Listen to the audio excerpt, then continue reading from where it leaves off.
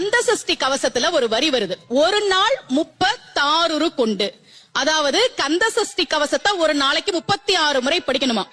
படிச்சா 7 மணி நேரம் ஆகும். நான் படிச்சிருக்கேன். கலியுகத்துல கந்தசஷ்டி கவசத்தை ஒரு நாளைக்கு 36 முறை படிக்கிறதுக்கு நேரம் இருக்காதுன்னு தான் அதுலயே சூட்சுமமாக ரகசியமாக ஒரு விஷயம் சொல்லப்பட்டிருக்கு. முருகனுடைய அருளால் நான் தெரிஞ்சுக்கிட்டேன். அதை நான் உங்களுக்கு சொல்றேன். ரவண பவச ரரரரரரா ரிவண பவச ரிரிரிரிரிரி, இதுக்கெல்லாம் என்ன அர்த்தம் நான் தேடி தேடி தேடி முருகன் அருளால் தெரிஞ்சுக்கிட்டேன். சரவண பவ முருகனுக்கான மந்திரம். இத 6 முறை சொல்லணும்.